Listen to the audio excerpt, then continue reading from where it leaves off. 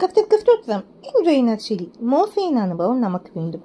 யாத்ராகமம் 24வது அதிகாரம் பார்த்தீங்கன்னா 9வது வசனத்திலிருந்து 12 வரைக்கும் மோசேயும் ஆரோனும் நாதாபும் அபியும் இஸ்ரவேலுடைய மூப்பரில் 70 பேரும் ஏறி போறாங்க. இஸ்ரவேலின் தேவனை தரிசித்தார்கள் இருக்கு. 11வது வசனத்துல என்ன தெரியுமா இருக்கு? அவர் இஸ்ரவேல் புத்திரருடைய அதிபதிகள் மேல் நம்முடைய கையை நீட்டவில்லை. அவர்கள் தேவனை தரிசித்து பின்பு புசித்து குடித்தார்கள். கர்த்தருடைய மகிமையை அவங்க பார்க்குறாங்க, சரியா? ஆனால் 12வது வசனத்தில் இருக்கு, அப்பொழுது கர்த்தர் மோசேயை நோக்கி, நீ மலையின் மேல் என்னிடத்துக்கு ஏறி வந்து அங்கே இரு. நான் உனக்கு கற்பலகைகளையும் நீ அவர்களுக்கு உபதேசிப்பதற்கு நான் எழுதின நியாயப்பிரமாணத்தையும் கற்பனைகளையும் கொடுப்பேன் என்றார். 70 பேர் ஆரோன் ஆதாப் அபியூலா வராங்க. ஆனால் அவங்க தரிசிச்சுட்டு என்ன பண்ணுறாங்க? புசிட்டு குடித்து போகிறாங்க. ஆனால் கர்த்தர் யாரை தான் இருக்க சொல்கிறாரு? மோசேவை இருக்க சொல்கிறாரு.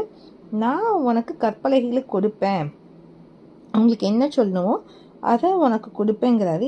மலையின் மேல் என்னிடத்துக்கு ஏறி வந்து அங்கே இருங்கிறாங்க.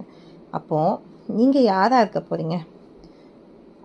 அந்த 70 பேரை போல மகிமையை புசிச்சு குடிக்க போகிறீங்களா? இல்லை கர்த்தருடைய சமூகத்தில் கர்த்தர் உங்களை பார்த்து, நீ என் கூட இரு, இன்னும் உனக்கு நான் வெளிப்படுத்துவேன்னு இன்னும் கர்த்தர் உங்கள் கூட ஐக்கியமாக இருக்க விரும்புகிறீங்களா? இன்னைக்கு கர்த்தர் எல்லார்கிட்டையும் இருக்காரு. ஆனால் அந்த உறவு மோசே மாதிரி நம்மளுக்கு இருக்கணும். கர்த்தர் நம்மளை நம்பி ஒரு பொறுப்பை கொடுக்கணும், அது நம்ம செய்கிறதுல இருக்கணும்.